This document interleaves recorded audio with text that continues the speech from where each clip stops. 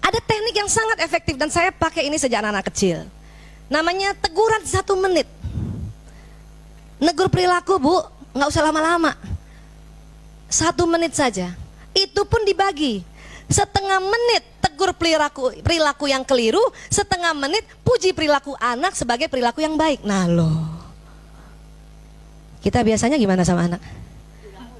Kamu ini ya pulang terlambat ya, bunda minta kamu jangan lagi terlambat ya. Dengar, sekali lagi bunda bilang kamu jangan lagi terlambat, udah sekali lagi udah setengah jam. Sekali berkali-kali. Itu nanti memori di otak anak akan terekam sehingga anak ya dapat label. Sebetulnya dia cerdas tapi kita bilang selalu kamu ya pemalas, jadi pemalas betul. Nah, terekam di kepala. Walaupun hari ini ibu tidak bilangin lagi dia pemalas, tapi sudah terekam. Dia jalan terus. Rekaman di otak jalan terus lewat sistem saraf. Kalimat itu kita sampaikan pada anak usia 3 tahun, apalagi. Itu lagi golden period itu.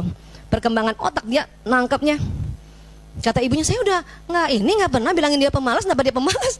Rupanya omongan kita yang pertama itu sangat membekas. Itulah makanya kita minta yang ada ya, yang kita lakukan 4 tadi.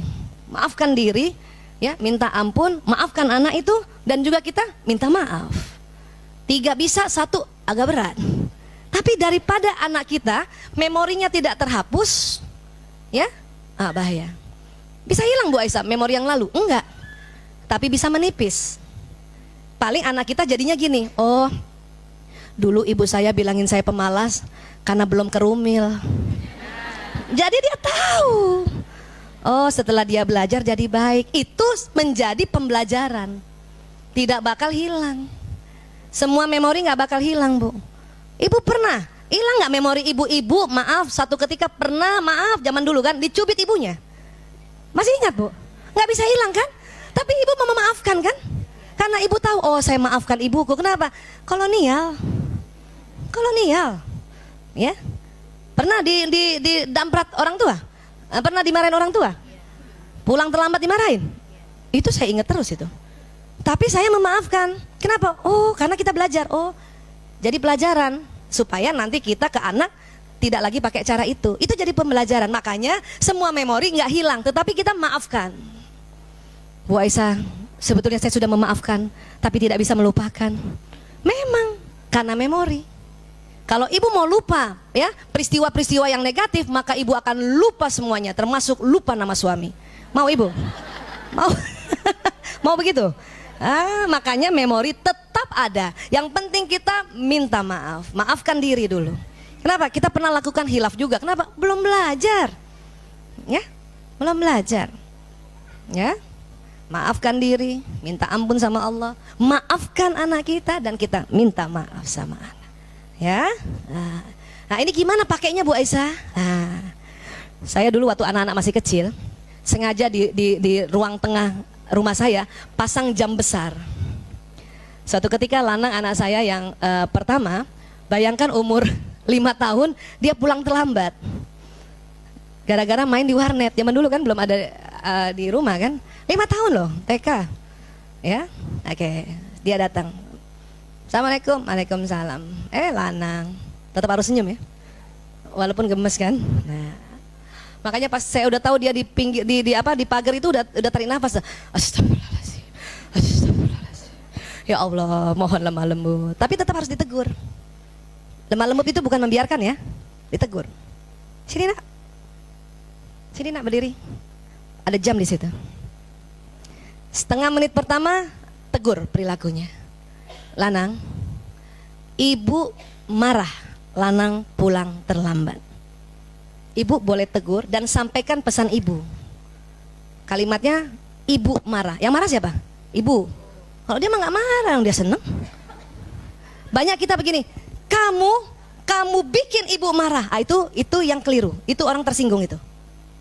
Ya, Lanang, ibu marah karena kamu terlambat. Harusnya kamu nggak terlambat dong. Harusnya kan TK pulang jam 10. Ini kenapa jam 3 siang baru pulang? TK kan 5 tahun. Bayangin Bu, anak saya aja TK udah split. Ya, kan itu ditegur.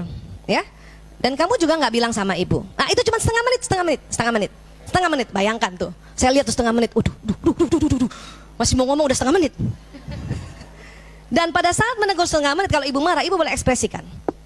Ya, waktu masih kecil saya nggak pakai ekspresi. Kalau udah besar waktu SMP, lanang, pakai gerobak meja loh. Ibu nggak suka lanang pulang terlambat. Tapi itu setengah menit tuh, ya. Apalagi lanang nggak bilang sama ibu. Kamu tahu kan, ibu jadi takut. Wah, setengah menit. Habis itu nggak boleh marah udah. Dia nggak lihat. Kenapa? Peralihan antara menegur dan kemudian memuji itu susah, Bu. Bagaimana caranya habis marah ibu memuji? Maka harus istighfar. Mumpung anak nggak lihat karena dia nunduk. Tuh anak nunduk, pas dia nunduk, astagfirullah. Tuh anak nunduk kan, astagfirullah. Sebab biasanya kamu kalau pulang sekolah selalu tepat pulang, nak. Dan kalau kamu pasti telepon ibu. Itu bagus, nak. Itu memuji. Karena dia selalu lakukan itu. Satu ketika dia tidak telepon saya dan pulang terlambat, kita tetap tegur perilakunya. Bisa paham, Bu? Setengah menit. Itu latihan.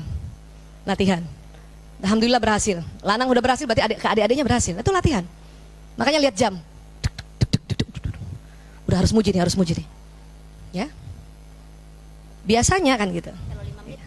Kelamaan 5 menit. Kelamaan. 1 menit aja. Itu efektif sekali. Sehingga dia belajar bahwa kalau saya mau pulang terlambat saya telepon. Ya. Tapi apa dia bilang? Anak mau bicara apa, nak? Kasih waktu bicara. Ibu, tadi aku udah telepon ibu pakai telepon ibunya teman aku. Udah ngomongnya gitu kan, teman aku. Tapi ibu nggak angkat. Barangkali ibu lagi seminar. Oh iya ya. Karena pas saya lihat, ada miss call. Cuman nggak tahu ini nomor siapa.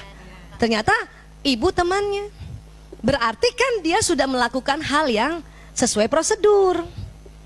Kalau kita negurnya setengah menit, kita nggak malu, Bu. Kalau ibu negurnya 5 menit atau 15 menit, ibu malu. Ternyata iya udah telepon. Kalau setengah menit nggak malu.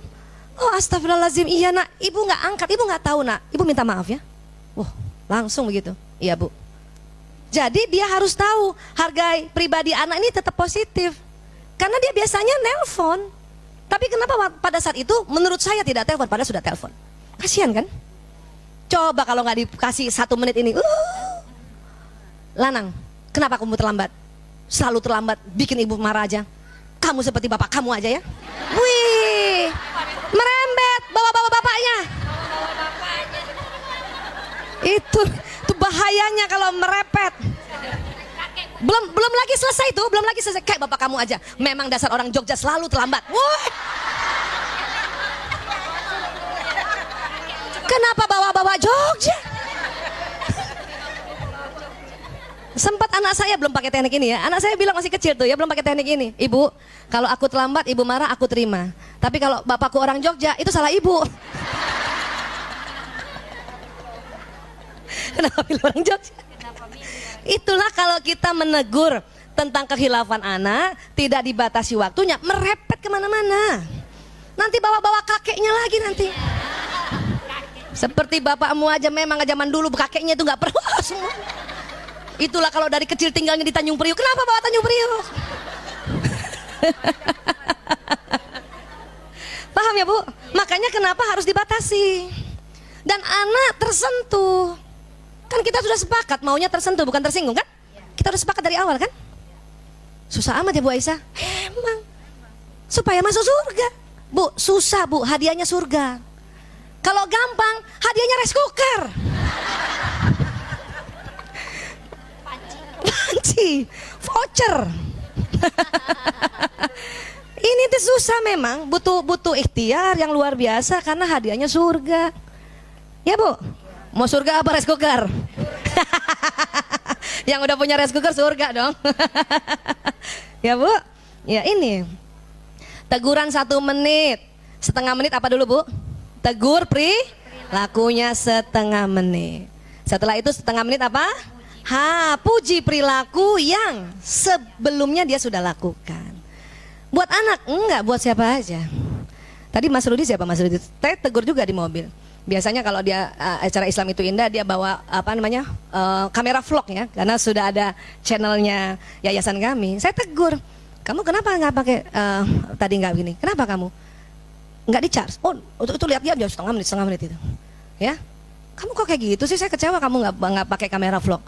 Setengah menitnya adalah, ya, kamu kan selama ini selalu, ya, setiap acara kamu langsung buka vlog, udah bagus sekali itu. Setengah menit lagi. Paham ya Bu?